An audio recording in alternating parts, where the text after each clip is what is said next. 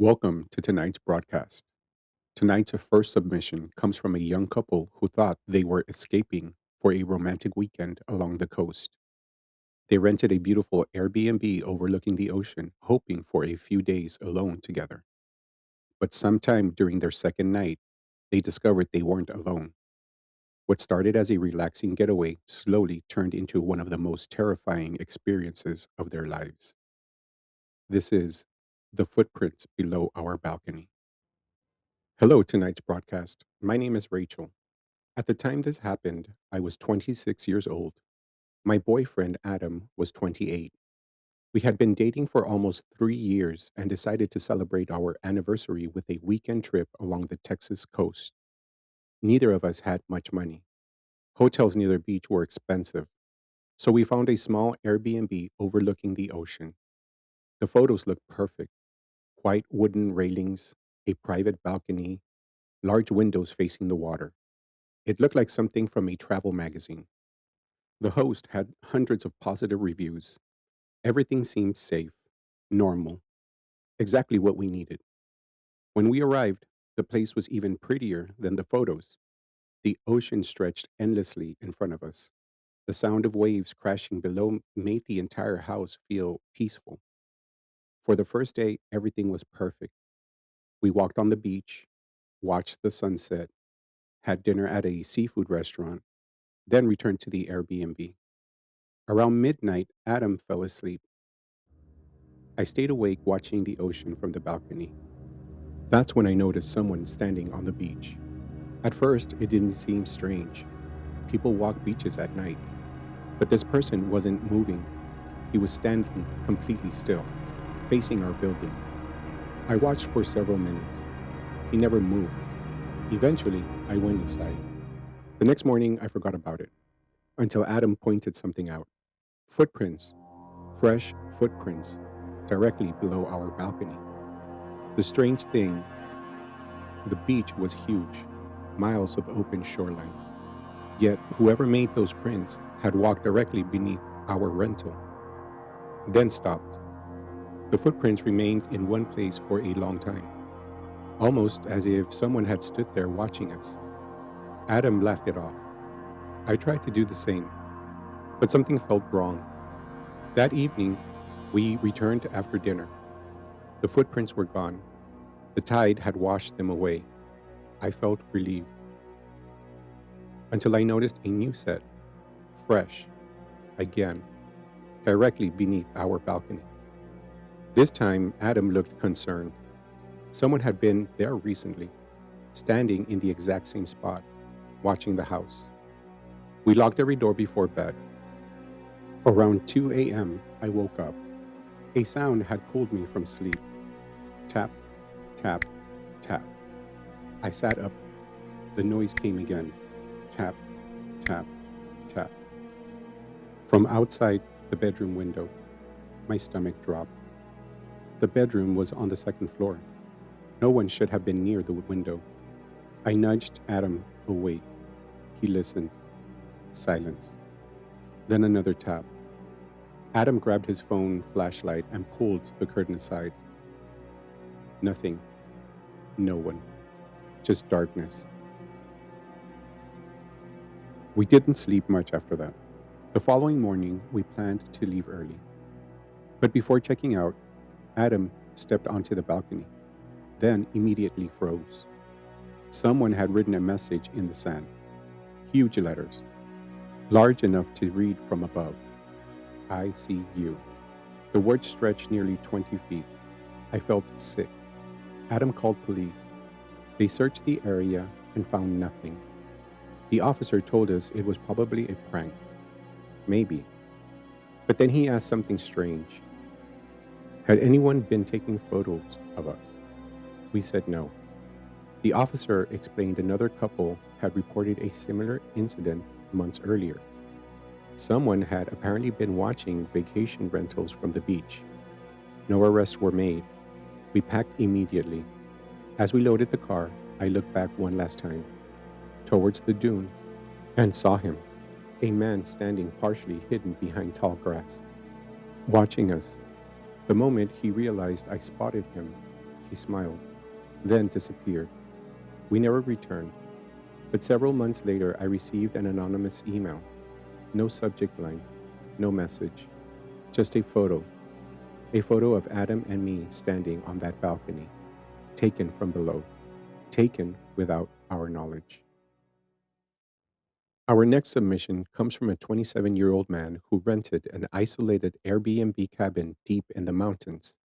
He wanted a break from the noise, stress, and constant pressure of city life. What he found instead was a place connected to several disappearances and a man who should never have been there. This one's called The Cabin in the Mountains. My name is Marcus. I'm 27 years old, and before this happened, I didn't believe the kinds of stories people share online. I always assumed there was a logic explanation, a misunderstanding, an exaggeration. But after what happened to me in that cabin, I'm not so sure anymore. This happened 2 years ago. At the time, I was living in Dallas and working as a software designer. The job paid well, but it consumed my life. 20 hours a day, constant deadlines, emails at all hours. I was burnt out. One Friday afternoon, I finally reached my limit. I opened Airbnb and searched for remote cabins. No people, no traffic, no cell service, just silence. A few hours later, I found it, Cabin 17. The listing showed a beautiful wooden cabin overlooking a small mountain lake. The nearest town was nearly 40 minutes away. Exactly what I wanted. I booked 3 nights, packed some clothes, a cooler, fishing gear, and left the next morning. The drive took almost 5 hours. As I got farther from the city, traffic disappeared. Buildings became forests. Eventually, GPS led me onto a narrow dirt road.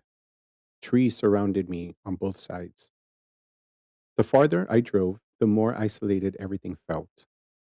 I finally saw a wooden sign, Cabin 17. An arrow pointed towards the woods. The cabin sat beside a quiet lake. It looked peaceful, beautiful, the kind of place you'd see on a postcard. I remember feeling relieved. For the first time in months, I felt relaxed. The host had left a key in a lockbox. I checked in and explored. The cabin was simple: living room, kitchen, bedroom, and bathroom. Large windows facing the lake. Everything seemed normal. The first evening, I sat on the porch, watching the sunset. That's when I noticed another cabin across the lake, partially hidden among trees. The listing said my cabin was isolated, yet there was clearly another building. It looked abandoned. The windows were dark, the roof appeared damaged.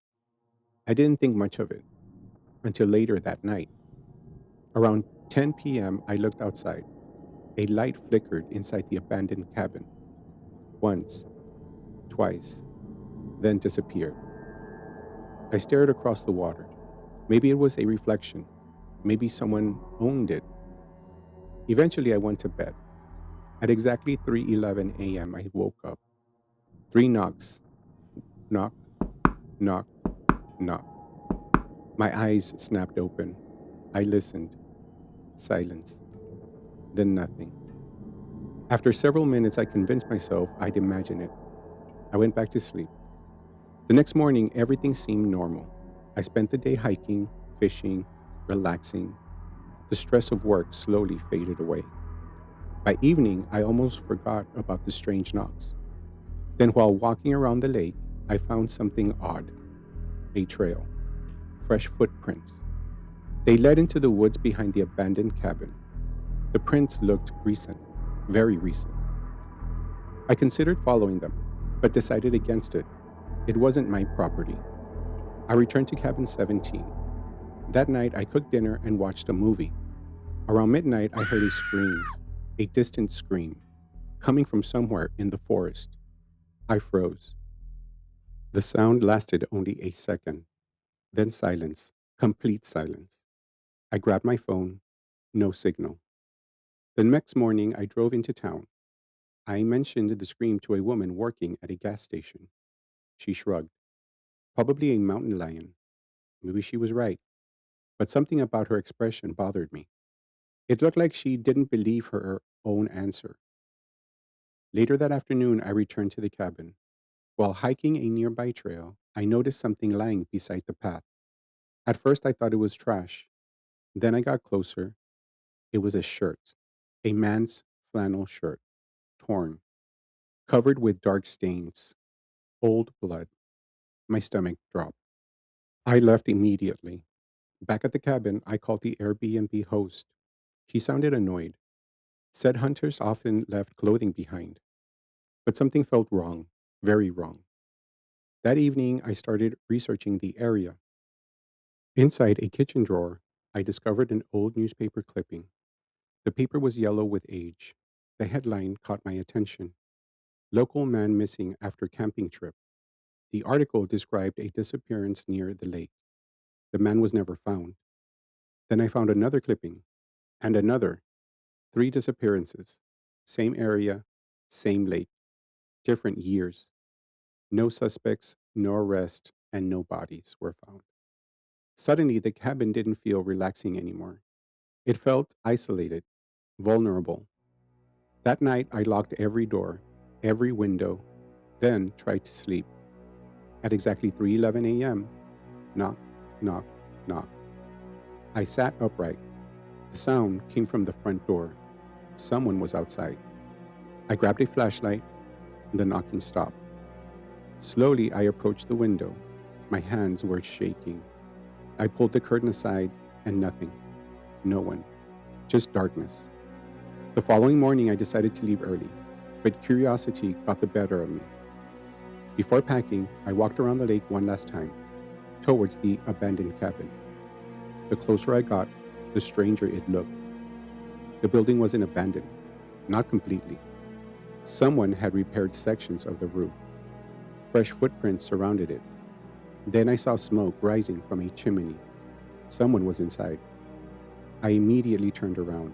As I hurried back towards my rental, I felt something I hadn't felt before: the unmistakable sensation of being watched.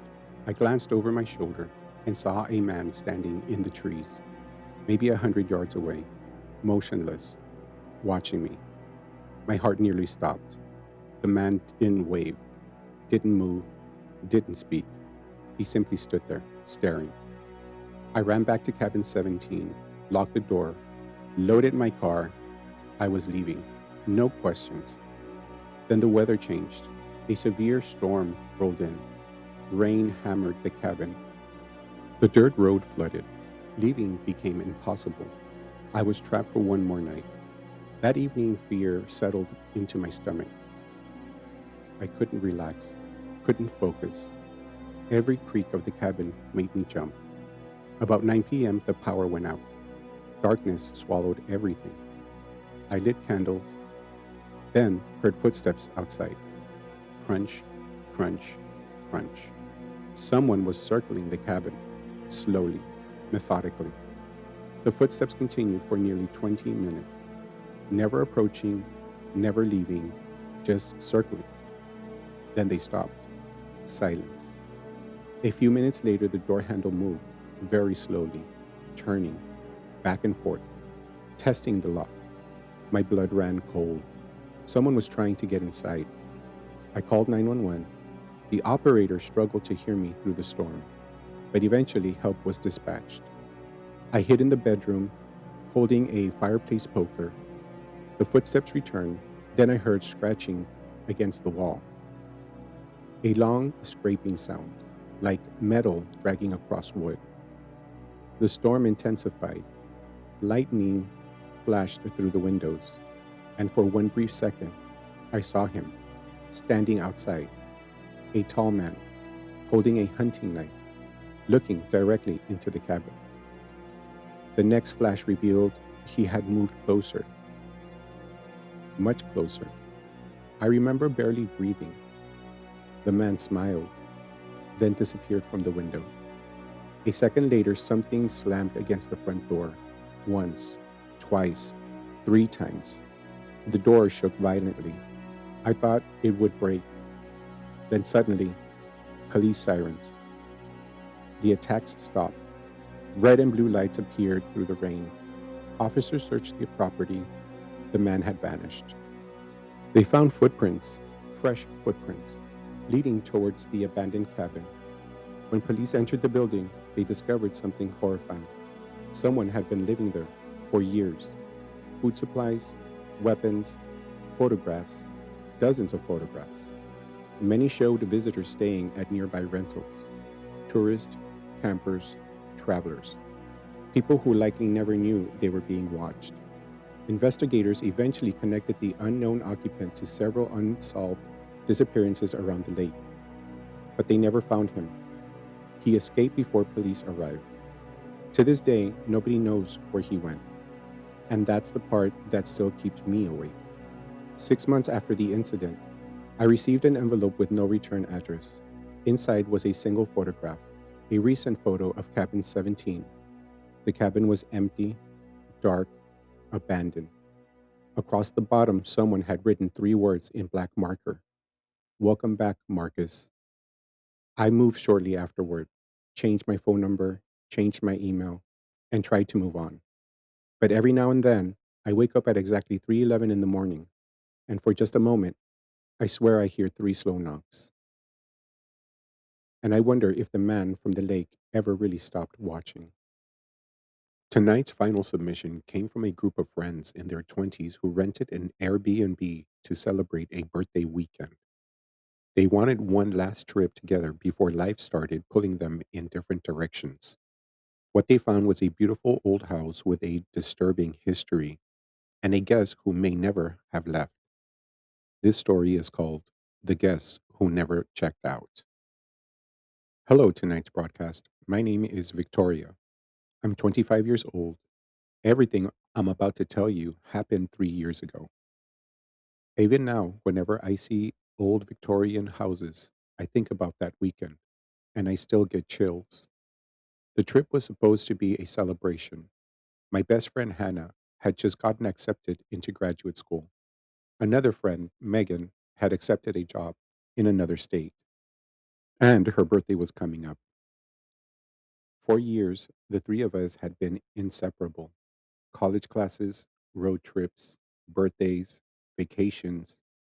But suddenly, life was changing. We knew this might be the last chance we'd have a girls' weekend before everyone moved away. So we decided to rent an Airbnb, somewhere quiet, somewhere pretty, somewhere we could relax. After searching for weeks, Hannah found the perfect place: a large Victorian house located near a small coastal town. The photos looked incredible: white interior, wraparound porch, antique furniture, and ocean views. The listing described the property as over 100 years old. It had nearly perfect reviews. Guests described it as charming, peaceful, historic, exactly what we wanted. We booked 3 nights. The moment we arrived, the place looked even better than the photos. The house sat alone at the end of a long gravel road. Tall trees surrounded the property. Beyond them, we could hear waves crashing against the shore. The entire place felt frozen in time, beautiful, but also strangely lonely. As we carried our bags inside, I noticed something odd. The host, an elderly woman named Miss Whitaker, seemed nervous. Not rude, not unfriendly, just nervous. She gave us a quick tour: the kitchen, living room, bedrooms, bathrooms, and everything seemed normal. Then we reached the second floor hallway. There were four doors. Miss Whitaker pointed towards the last one, room 4. The door was painted dark blue, unlike the others. "Please leave that room closed," she said. We exchanged confused looks. "Storage?" Hannah asked. Miss Whitaker hesitated, then nodded, something like that. The answer felt strange, but we didn't push. People have private rooms in rental properties all the time. Before leaving, The host paused at the front door, then looked directly at us. Whatever you do, she said quietly, don't open that room. Then she left. For several seconds, none of us spoke. Finally, Megan laughed. Well, that's not creepy at all. We all laughed. But something about the warning stayed with me. The first night was wonderful. We ordered food, played games, watched movies, talked until nearly midnight. Eventually, we went to bed. Around 3 in the morning, I woke up. At first, I wasn't sure why. Then I heard it slow footsteps above me. I sat up, confused. My bedroom was on the second floor. There shouldn't have been anyone above me. The attic wasn't accessible. The footsteps continued. One step, then another, then another, crossing the ceiling overhead. I listened for several minutes. Eventually, the sounds stopped. The next morning, I mentioned it. Megan immediately laughed. Old houses make noises. But I knew what I heard. Those weren't creaks, they were footsteps. That afternoon, we explored the town, visiting local shops, had lunch by the ocean. Everything felt normal again until we returned to the Airbnb. As we walked upstairs, Hannah suddenly stopped. The blue door, room 4, it was slightly open, only a few inches, but we all noticed it immediately. The problem was simple. None of us had touched it. We were sure. Megan pushed the door closed. Probably wasn't shut all the way. Logical explanation. Problem solved. At least that's what we thought. That night, things got worse.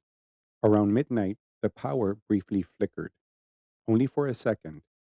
But during that second, I saw something at the end of the hallway a person standing beside room 4. The lights immediately returned, and the hallway was empty. I convinced myself it was a shadow, nothing more. Yet, sleep became difficult. Every little noise seemed louder. Every shadow seemed darker. Then, around 2:30 a.m., Hannah screamed. Megan and I rushed into her room. She was pale and terrified and could barely speak. Finally, she pointed towards the hallway. I saw someone. She described a man standing outside her bedroom door, tall, wearing an old fashioned black suit, the kind people wore decades ago. When she sat up in bed, he simply turned and walked away. We searched the entire house. Nobody was there. All doors remained locked. All windows remained secured. We found nothing, but none of us slept much afterward. The following day, curiosity got the best of us. Room 4 remained closed, silent, waiting. We kept looking at it. Eventually, Megan said what all of us were thinking. We should check. I knew it was a bad idea, but I agreed. So did Hannah. Together, we opened the door. The room was surprisingly ordinary. Dusty furniture, old books, boxes, nothing frightening, nothing unusual. Then Hannah found something an old leather guest book. Its pages were yellow with age. Guests had signed it for decades. People left comments about their stay, thank you notes, vacation memories, normal entries, until we noticed one name Daniel. The same name appeared repeatedly, dozens of times, every few years. Always the same handwriting, always the same signature, page after page, for nearly 40 years. That shouldn't have been possible.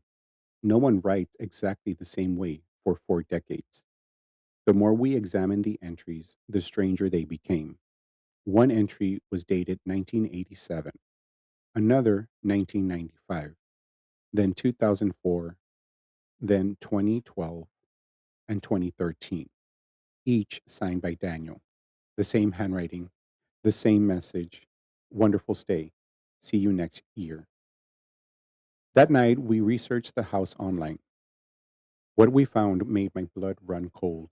The newspaper archive mentioned a man named Daniel Warren. In 1987, he rented the property. According to the article, he vanished, completely disappeared. His car remained outside. His belongings stayed in the house, but Daniel himself was never found. Police searched extensively. Nothing. No body, no evidence, no answers. Officially, he was listed as missing. Yet, somehow, his name kept appearing in that guest book long after his disappearance. It made no sense. The final night was the worst. Around 3 a.m., I woke again, this time because of water dripping. The sound came from the hallway. I opened my bedroom door. The hallway was dark. Moonlight spilled through a nearby window. And that's when I saw them, wet footprints, large footprints, crossing the wooden floor, as though someone had just walked through the house. I followed them. Every instinct told me not to, but I couldn't stop. The footprints led directly to room 4. The door stood open. Slowly, I looked inside and froze. A man stood in the center of the room, tall, wearing a black suit. His clothes looked soaked, water dripping onto the floor. His skin appeared pale, almost gray. He slowly turned towards me, and his eyes were empty, not hollow, not black, just empty, as if there was nothing behind them. Then he spoke. His voice sounded distant, like it came from somewhere far away. "Have you seen my room?" I couldn't move, couldn't breathe. The man took one step closer, then another, and another. Suddenly, Hannah screamed from behind me. I turned, only for a second. When I looked back, the room was empty. The figure had vanished. The footprints remained, but the man was gone. We left immediately, at 3 in the morning. We didn't pack properly. We didn't clean, and we didn't care. We got into the car and drove away. None of us looked back. A week later, Miss Whitaker called me. She apologized for what happened. Then she told me something I'll never forget. Apparently, we weren't the first guests to report the man. Over the years, dozens of visitors described the same exact figure: the black suit, the wet footprints, and the same question: "Have you seen my room?"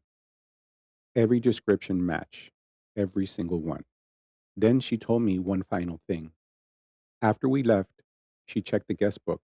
A new entry had appeared, written on the last page, in handwriting identical to every previous signature. The entry simply read, "Wonderful stay. See you next year. Daniel." And that entry was dated the day after we fled the house, the day no one was there, the day the house stood completely empty. To this day, none of us will stay in historic Airbnbs. And whenever I hear dripping water in the middle of the night, I remember those wet footprints, and I wonder if Daniel ever found the room he was looking for, or if he's still wandering the hallway, waiting for the next guest to arrive. Sometimes the most terrifying stories aren't about monsters. Sometimes they're about places, places where something happened long ago, and perhaps never truly ended. If you've ever stayed in an Airbnb, hotel, cabin, or vacation rental and experienced something you still can't explain, I'd love to hear your story. You can email me at tonightsbroadcast77@gmail.com. Thank you for joining me tonight on tonight's broadcast. If you enjoyed these stories, don't forget to subscribe and turn on notifications so you don't miss future broadcasts. Until next time, lock your doors, check your windows, and if you hear footsteps in an empty hallway, make sure they're really yours. Until the shadows call again. Good night.